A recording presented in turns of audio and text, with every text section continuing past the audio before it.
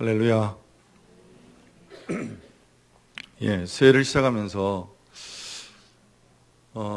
하나님께로 더 가까이, 좀 더 가까이 갔으면 좋겠다. 그런 기대감들이 제 안에 있고, 또 우리 교회가 그렇게 되기를 또 사모하고 있습니다. 그런데 일단은 독감 때문에 힘든 것 같고, 분주하고 참 여러 가지 상황들이 어려운 부분들이 있습니다. 그러나 여러분, 우리가 힘써 주께 가까이 가고자 할 때 주께서 우리의 길을 선하게 인도하실 줄로 믿습니다. 오늘 본문을 우리가 살펴보면 잘 알고 있는 중풍병자가 고침을 받는 사건이 기록되어 있습니다.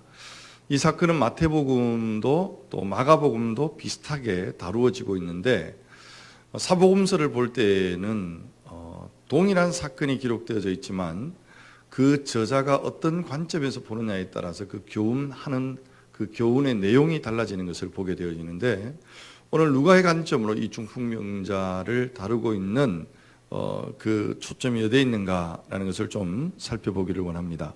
먼저 오늘 본문의 17절 말씀을 같이 한번 볼까요? 다 같이 한번 읽습니다. 시작. 하루는 가르치실 때에 갈릴리의 각 마을과 유대와 예루살렘에서 온 바리새인과 율법 교사들이 앉았는데 병을 고치는 주의 능력이 예수와 함께 하더라. 여러분, 서두에 강조되는 게 뭐냐 하면 병을 고치는 능력이 누구와 함께 있어요? 예수님과 함께 있다. 성경에서 예수님의 이야기를 사복음서 제자들이 이렇게 기록할 때 병든 자가 이유되어 일어나고 치유의 역사가 일어나고 귀신이 쫓겨가는 이런 역사들이 나타날 때 반드시 그 교훈의 초점은 어디에 맞춰지느냐 하면 하나님의 나라가 회개하라 천국이 가까웠다. 하나님의 나라가 이 땅 위에 임할 때 나타나는 현상으로 이런 기록이 대부분 기록되어져 있습니다. 그래서 이런 일이 진행이 될 때 하나님의 나라는 본격적으로 이 땅 가운데 임했다라는 사인을 주고 있죠. 예를 들면 우리가 지금 묵상하고 있는 사도행전 3장에 초대교회가 사도행전 2장에서 성령의 능력, 권능을 받았습니다. 3장에 기록되는 사건이 뭐냐면 두 사도가 성전의 기도 시간에 맞춰서 올라와서 기도하는데 거기에 성전 미문, 아름다운 문에 누가 있어요? 나면서부터 안진병이 된, 그래서 누구의 도움을 받아서 거기에 앉아서 구걸해야 되는 그 사람이 앉아있단 말이에요. 그 사람을 향해서 은과 금은 내게 없거니와 내게 있는 이것을 내게 주노니 나사렛 예수 그리스도의 이름으로 일어나 걸으라. 그러니까 그 자리에서 일어나 걷고 하나님께 영광을 돌렸다라는 이야기죠. 여러분, 단순히 이 이야기가 성경에 이런 기적이 기록되어 있구나, 그 기적의 이야기가 아니라 사도행전 2장에 성령이 임하시고 사도들에 의해서 하나님 나라가 어떻게 확장되어져 가는가, 그 하나님 나라가 공식적으로 임하기 시작하는 것을 치유 사건에 기록하고 있는 것을 보게 됩니다. 여러분, 우리 기존의 교회 안에 어떤 이런 일들이 일어나기도 하지만 특별히 우리가 선교지에 선교 보고를 받다가 보면 참 신묘막측한, 말로 표현하기 어려운 일들이 많이 일어나는 게 사실입니다. 우리가 신비주의자는 아니지만 신비를 이해하고 받아들이는 믿음이 필요하죠. 그런데 중요한 것은 그것이 어떤 치유가 일어났다, 뭐가 어떤 현상이 나타났다, 여기에만 초점을 맞추면 문제가 생깁니다. 그 속에 말씀과 맞물려서 오늘 우리가 유심히 살펴볼 때 하나님이 오늘도 우리에게 하나님의 나라가 어떻게 확장되어져 가는가, 은사주의, 신비주의에 흘러가는 것이 아니라 더욱더 건강한 그리스도인으로서의 삶을 살 수 있도록 오늘 우리를 붙들어 주시는데, 여러분 여기 보면 1절 말씀에 예수님이 주의 능력으로 병을 고치는 그런 능력이 예수와 함께 있어요. 그런데 거기에 누가 함께 있는가 하면 예수님과 아주 불편한 관계에 있는 사람들이 한 무리가 거기에 앉아 있습니다. 거기 보면 갈릴리의 각 마을과 유대와 예루살렘에서 온 누구예요? 바리새인 또 율법 교사들이 앉아 있었습니다. 서기관들이죠. 자, 여러분, 이 사람들이 여기에 왜 와 있을까요? 여기에 앉아 있는 이유가 뭘까요? 이렇게 물을 때 여러분이 생각을 하셔야 돼요. 이 사람들이 여기 앉아 있는 것은 사실은 선한 의도로 앉아 있는 것 같지는 않습니다. 본문의 전체적인 문맥을 살펴보면 이 사람들은 예수님의 치유 사건을 놓고 시비를 겁니다. 정확히 이야기하면 이런 거죠. 예수님이 무슨 이야기를 하는가, 또 무슨 일을 행하는가 수첩을 들고 하나하나 적기 시작하는 거죠. 그리고 그 적은 이야기들을 꼬투리 잡아서 힘들게 하는 불순한 의도를 가지고 지금 여기에 앉아 있는, 자, 이 사람, 치유가 일어난 이 사람의 집이 누구의 집이냐, 의견이 분분한데 많은 성경학자들은 베드로 장모의 집이라고 추정을 합니다. 중풍병자 한 사람을 친구들이 데리고 왔다. 마가복음에 보면 정확히 몇 명으로 나오죠? 4명이 나옵니다. 모서리 하나하나를 붙들고 여기까지 왔는데 문제가 발생해요. 여러분 본문 18절 말씀을 한번 같이 볼게요. 다 같이 한번 보겠습니다. 다 같이 시작. 한 중풍병자를 사람들이 침상에 메고 와서 예수 앞에 들여놓고자 하였으나 무리 때문에 메고 들어갈 길을 얻지 못한지라. 중풍병자를 친구들의 도움을 통해서 지금 예수님이 있는 집까지, 입구까지 왔어요. 그런데 이 환자가 절박한 마음으로 지금 여기에 와 있지만 문이 막혀 있습니다. 본문을 잘 보세요. 누구 때문에? 예, 누구?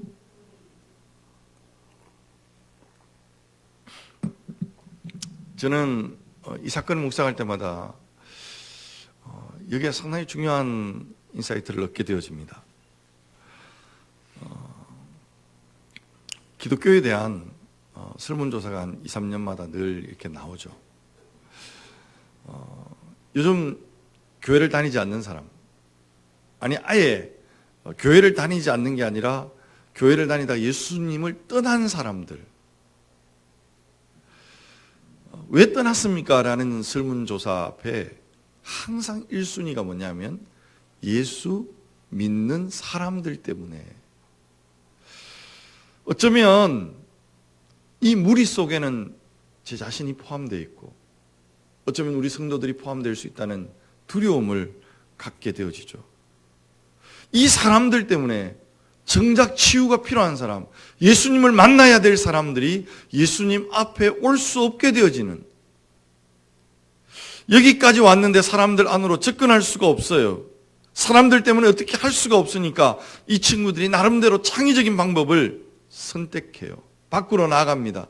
유대인의 집은 아주 단순한 구조, 2층 구조가 거의 없고 단층 구조로 되어져 있고, 그 단층 구조의 지붕은 이렇게 삼각형이 되어 있는 게 아니라 평평한 어떤 그 평지로 되어 있습니다. 그리고 밖에서 올라가도록 구조가 되어져 있어요.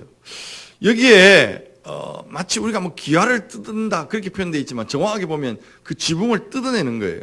그 지붕을 파내어서 예수님이 지금 말씀을 증거하고 있는 이 한 중간으로 중풍병자의 이 침상이 내려오도록, 문학적인 표현을 이야기하면 하늘의 문이 열려지는 것처럼 말이에요. 한번 생각해 보십시오. 예수님께서 얼마나 놀라셨을까. 한창 지금 하늘나라 복음을 선포하고 있는데 지붕이 막 뻥 뚫리면서 환자가 내려와요. 예수님이지만 상당히 당황했을 것 같고, 거기에 있는 많은 사람들이 얼마나 놀랐을까. 이게 중풍병자라고 기록되어 있습니다만 원문의 정확한 의미는 마비된 자라고 되어 있습니다. 여러분, 이 환자 역시 그 시대를 표현하는 중요한 아이콘이다, 그렇게 생각을 합니다. 그 시대가 어떤 시대인가? 여러분, 유대인들의 그 모습을 보면 장로들의 유전이 있습니다. 여러분, 이것은 성경이 아니에요. 그들의 신앙적, 종교적 열심을 통해서 만들어 놓은 하나의 부칙과 같은, 성경이 아니고 장로들의 유전입니다. 이걸 모아가지고 책이 된 게 뭐냐면 미시나라고 하는, 여러분들이 혹 들어보셨을지 모르겠어요. 그리고 이 미시나를 좀 이해하기 쉽도록 해석한 책이 일반인들도 많이 읽을 수 있는 탈무드라는 책이 나오게 되어집니다. 그러니까 이 미시나와 탈무드는 전혀 다른 책이 아니고, 장로들의 유전은 모세의 율법책에 기초해서 만들어지는데, 이 율법에 나 있는 내용들을 그들의 종교적 열심으로 해석하면서, 야, 우리 예배 한 번 갖고 좀 부족하다, 일주일에 몇 번 더 예배를 드리자, 가장 대표적인 게 뭐냐 하면 작년까지는 금식을 1년에 한 10일 정도 했다면 우리 그거 갖고 정말 하나님 앞에 열심을 더 내야지 40일 금식하자 이렇게 규칙을 만들고 그 규칙이 쌓이고 쌓여서 뮤시나가 되는 거예요. 후대가 그걸 받아들였을 때는 이게 무슨 말인지 잘 몰라요. 그것을 표현하기 위해서 해석하기 위해서 기록한 책이 탈무드라는 책이 기록이 되어 있습니다. 그러니까 예수님에게 지금 수첩을 들고 뭔가 꼬투리를 잡으려고 이렇게 앉아있는 사람들이지만 사실은 그들의 첫 출발점은 정말 하나님을 굉장히 잘 섬겼던 사람들. 그러나 여러분 따라합시다. 문제는 방향이 다릅니다. 예, 우리가 하나님을 향한 열심히 있는 것도 중요하지만 중요한 것은 바른 방향이 중요한데 방향이 틀려져 버렸어요. 오히려 그들이 만드는 이 뮤시나 장로들의 유전이 백성들의 신앙을 옥죄는, 이게 너무 율법이 쌓이고 쌓여서 막 질식할 상태가 되어지는, 완전히 의식 구조가 마비되어지는, 율법에 중독이 되어지는 그런 현상이 중풍병자에게 나타난 병과 거의 일치하는 현상이다라는 것입니다. 그런데 그가 어떻게 예수님을 만났는가? 여러분 우리 한번 살펴보시겠습니다. 여러분 다시 한번 18절을 보시면 한 중풍병자를 사람들이 침상에 메고 와서 예수 앞에 들여놓고자 하였으나 19절 20절 같이 한번 읽읍시다. 다 같이 시작. 무리 때문에 메고 들어갈 길을 얻지 못한지라 지붕에 올라가 기와를 벗기고 병자를 침상째 무리 가운데로 예수 앞에 달아내리니 예수께서 그들의 믿음을 보시고 이르시되 이 사람아 내 제사함을 받았느니라 하시니. 20절에 예수께서 그들의 믿음을 보시고 이르시되 이 사람아 내 제사함을 받았느니라. 자, 중요한 선언을 하죠. 근데 여러분 자세히 보시면 누가의 스토리 속에서 죄사함이 먼저예요? 아니면 병을 먼저 치유하고 있어요? 예? 죄사함이 먼저예요. 마가복음에도 일치되는 죄사함을 먼저 선포합니다. 근데 이 죄사함이 선포되는 그 과정을 우리가 자세히 보시면 먼저 뭐를 보시고? 무슨 믿음? 환자의 믿음이에요? 아니에요. 무슨 믿음이에요? 그들의 믿음을 보시고. 여기에서 그들은 누굴까요? 환자를 메고 온 친구들을 이야기합니다. 환자가 아니고 친구들의 믿음을 보시고 예수님께서 죄사함을 받으라고 선언하고 계세요. 그러면 이렇게 되는구나. 여러분 저한테 늘 우리 권사님 남편들 중에 하시는 이야기가 나는 세상이 너무 좋아요. 그래서 마눌님 하늘나라 갈 때 치마자락 붙들고 올라가고 싶습니다. 누구 믿음? 마눌님 믿음. 예, 그게 성사되는 이야기잖아요. 그런데 여러분 여기는 상당한 묵상이 필요하고 신학적인 유추가 필요합니다. 여기에서 그들의 믿음을 보시고 라는 말, 그 믿음이 뭐냐? 친구를 살리기 위해서 지금 사람들 때문에 들어갈 수 없는 그 상황에 지붕에 올라가 지붕을 뜯는 불굴의 믿음을 보시고 뭐 이렇게 해석할 수도 있고 사실 이렇게 많이 생각을 해왔어요. 근데 가만히 생각해 보니까 친구들이 지금 예수님에 대해서 하나님의 아들로 우리의 구원자로 그 믿음을 갖고 있었을까? 그렇지 못했다 생각을 합니다.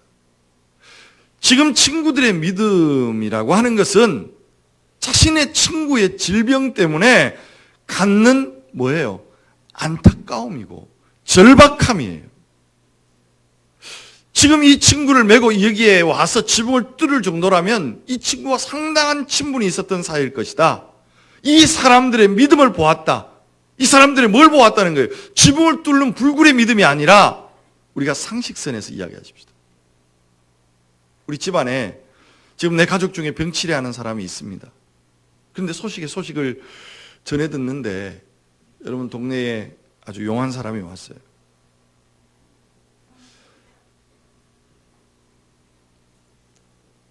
우리가 기도하면 시운사가 나타나는 사람이 분명히 있습니다.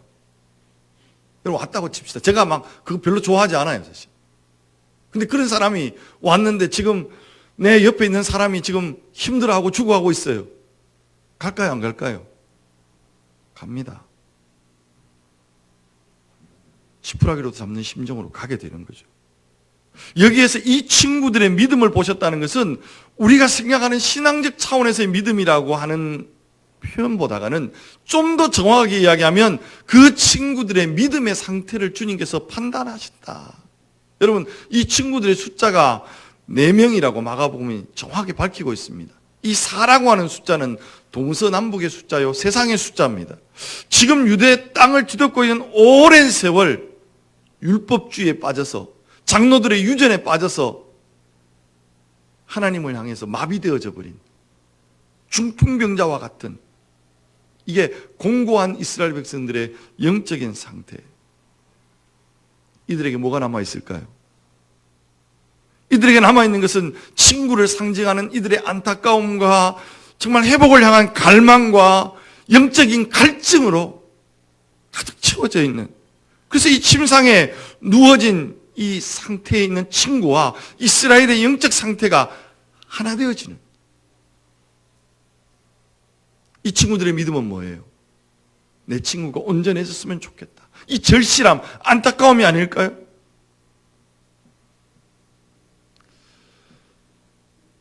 사랑하는 성도 여러분, 우리가 교회 생활을 하면 어느 순간 나도 너무 익숙해져서 하나님의 복음의 본질 앞에 서지 못하고 하나님을 향한 영적 감각이 마비되어져서 혹 의식적으로 그냥 전통적으로 오늘 이 자리에 있다면 예수님의 마음이 어땠을까? 예수님께서 그들의 믿음을 판단하실 때 어떤 마음이었을까? 예수님은 무리들을 바라보시면서 늘 민망히 여기셨다. 스플랑크 조마이라고 하는 이 단어가 애를 끓는다. 우리 표현으로 그냥 마음이 너무 창자가 끊어질 것 같은 아픔을 느끼는 그 상태. 예수님은 저와 여러분을 바라보실 때 그 마음을 갖고 계신다고요. 계시록에 라오디가 교회 성도들을 향해서 문 밖에 서서 문을 두드리노니 네가 문을 열면, 이게 믿지 않는 불신자들을 향해서 하는 이야기가 아니에요. 이 교회를 다니면서도 예수를 믿는다고 하면서도 주님과 함께 교제하는 삶이 없는 형식주의에 빠져있는 오늘 우리의 영혼을 향해서 차든지 뜨겁든지 해야 되지 토하여 내치고 싶은 상태가 되면 안 된다. 주님은 그러한 상태에 있는 사람들을 바라보시면서 가슴이 찢어지는 아픔을 안고 오늘 지금 이 환자를 향해서 내 죄사함을 받으라고 선포하고 있습니다. 여러분, 이 선언은 종교적 선언입니다. 단순히 육신적인 치료를 이야기하는 것이 아니고 이 모든 문제가 죄로부터 시작되는 영적인 측면으로 이 문제를 바라보기 시작하는 예수님의 관점을 보게 됩니다. 그리고 보면 우리 인생의 모든 문제의 핵심은 죄의 문제로부터 시작됩니다. 예수님께서 죄사함을 선언하시는 이 메시지는 자신이 왜 이 땅에 오시는가, 그 이 땅에 오시는 목적, 메시아의 사명을 가지고 이 말씀을 선포하고 계시고, 메시아로 오신 그분이 오늘 이 땅에 오셔서 이루실 그 일은 저와 여러분의 죄와 사망의 권세 아래 있는 영혼을 자유케 하시기 위해 오신 줄로 믿습니다. 수첩을 들고 앉아있는 종교적 지도자들의 반응을 한번 볼까요? 21절 말씀 한번 보십시다. 다 같이 한번 시작. 서기관과 바리새인들이 생각하여 이르되 이 신성 모독하는 자가 누구냐? 오직 하나님 외에 누가 능히 죄를 사하겠느냐? 여러분, 이 말은 상당히 절묘하고 교묘한 말입니다.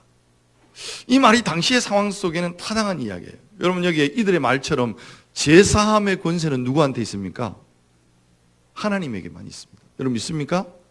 하나님에게만 있어요. 그런데 사실 이 종교 지도자들은 죄를 사하는 방법을 알고 있어요.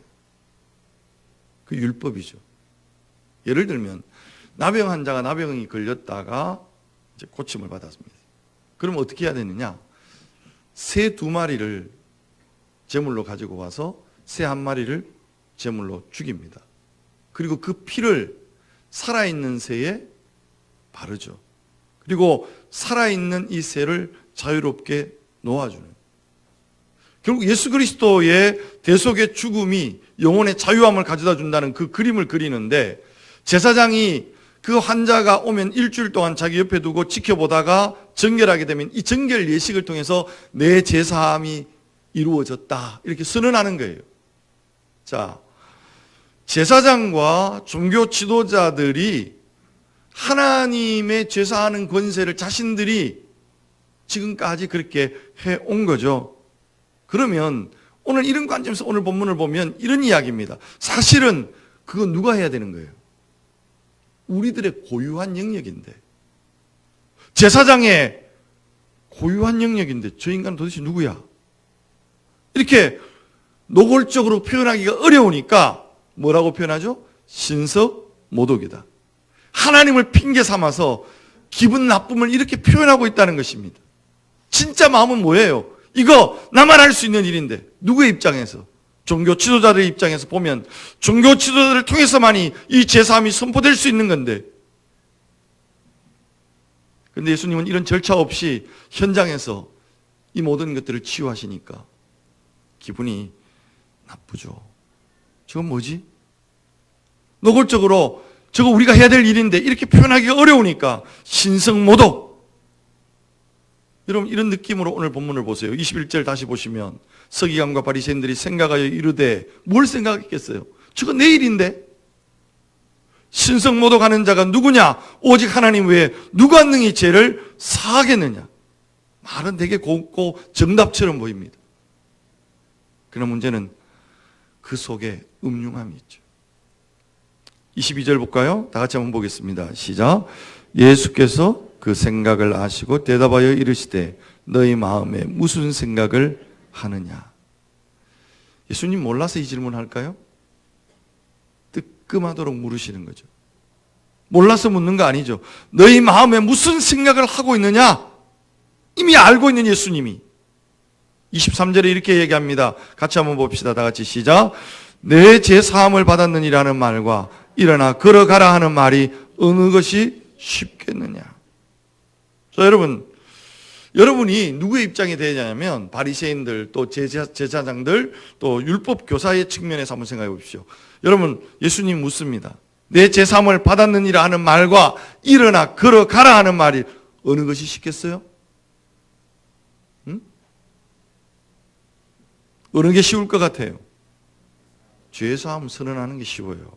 정답입니다. 왜요? 그들이 그런 권세를 가지고 있는 게 아니고 그런 방법을 알고 있어요. 복음의 본질적인 능력을 가지고 있는 것이 아니라 형식을 알고 있다.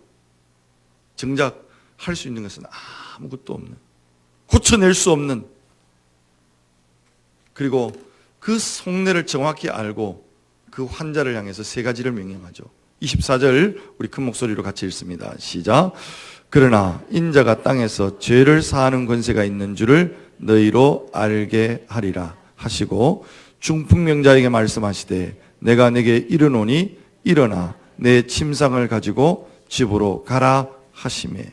예수님이 일어나 내 침상을 가지고 집으로 가라. 정확하게 신성모독을 이야기하면서 시비를 걸는 종교 지도자들을 눈앞에 두고 이건 너의 일이 아니고 하나님의 일이고 곧 나의 일이고 예수님 자신이 하나님의 아들로서 죄사하는 권세를 가졌다, 그 능력을 가졌다는 것을 전면에 드러내시는, 예수님에게는 종교적인 형식이나 절차가 필요하지 않아요. 왜? 그분은 주제자이시며 주권자이시며 그분은 능력을 가지신 분입니다. 종교 지도자들이 얼마나 뻘쭘하게 이 사건을 바라보고 있었을까? 저거 내 건데, 내가 할 일인데. 예수님은 죄사함의 선포가 있고 환자를 치유하셨습니다. 우리가 기억해야 될 것은 기독교는 단순한 영적인 치유만을 추구하는 종교는 아니라고 생각합니다. 전인적 치료. 결국 하나님께로부터 단절된 우리의 인생 속에 죽음의 냄새, 죽음의 그림자들이 끊임없이 찾아옵니다. 죄사함이 선포되는 곳에 영적인 어둠이 물러갈 뿐만 아니라 오늘도 우리의 영과 육이 온전해지고 자유케 되어지는 역사를 누리게 되어지는, 그 침상을 가졌던, 평생 누워있던 그 침상을 가지고 집으로 가는 궁극적인 목적지가 어디입니까?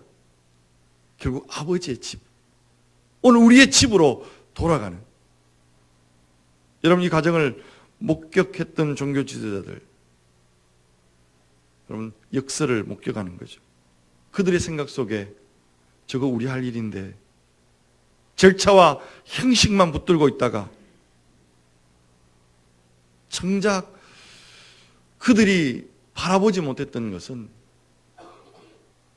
지금 얼마나 이 환자가 힘들어하고 얼마나 고통스러워하고 처절한 인생의 몸부림으로 살아가고 있는가, 거기에 관심을 갖지 못했던. 예수님은 오늘 그들의 영적 상태를 고발하고 있습니다. 아니 누가복음을 기록하면서 이 사건을 그런 관점에서 조명하고 있더라.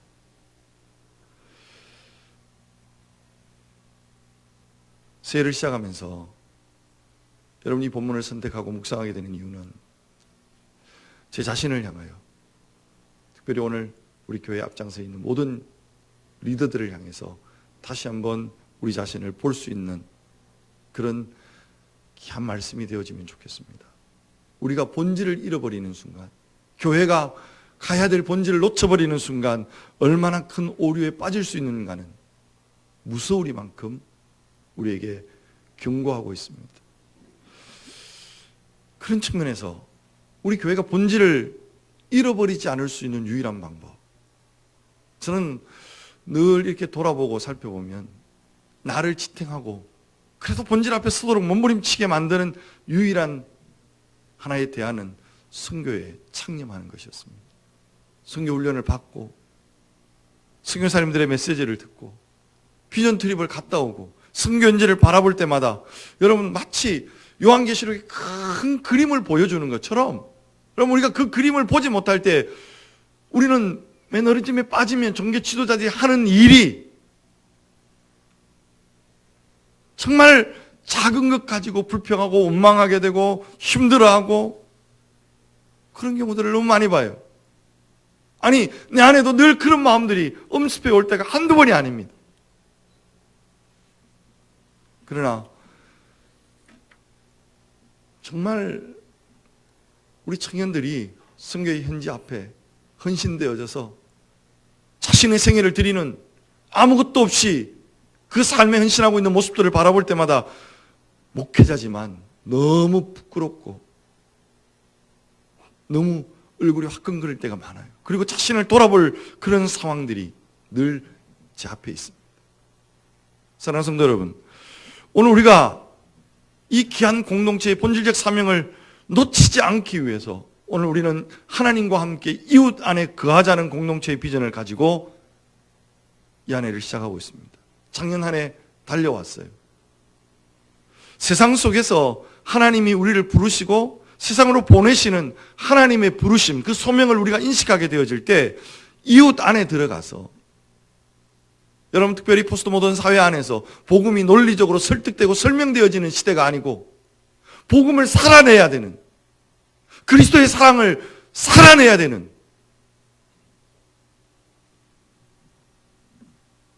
여러분 그 시대의 사명을 감당해야 되는데 그렇게 살아가기 위해 몸부림치는 여러분들의 삶을 격려하고 싶습니다. 생명의 향기를 드러내고 그리스도의 향기를 드러내서 오늘도 정말 예수 믿는 사람들의 삶을 볼 수 있는, 여러분 그렇게 하기 위해서 2018년 무엇보다도 여러분 성령의 은혜를 사모하십시다. 힘으로도 아닙니다. 능으로도 아닙니다. 내 결심 가지고 막 해보려고 하는데 그 결심 3일 못 가더라고요. 그러나 하나님의 은혜에 우리가 깊이 젖어들어서 발목을 적시고 무릎을 적시고 허리를 적시고 건너지 못할 강의 그 풍성한 은혜 속에 잠기게 되어질 때, 오늘도 성령의 이끄심 속에 내 안에 넘쳐나는 기쁨과 그 감사와 감격이, 오늘도 넉넉해진 나의 마음이 적어도 이웃들에게 따뜻한 미소로, 그리스도의 사람으로 좀 더 긍정적인 언어의 표현으로, 섬김의 모습으로 나아감으로 하나님의 나라가 오늘 우리가 살아가는 모든 삶의 현장 속에 계속적으로 확장되어져 가는 그런 은혜가 있기를 주님의 이름으로 축복하고 축원합니다. 하나님 아버지, 오늘 이 아침 중풍병자를 침상에 메고 온 친구들의 믿음이 어떤 믿음이었는가?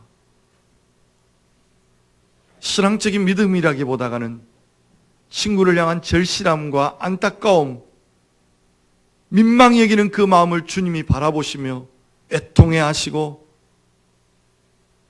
안타까워 견딜 수 없는 마음으로 긍휼히 여기시며, 오늘도 내 제사함을 받으라 선언하시는 귀한 음성을 듣습니다.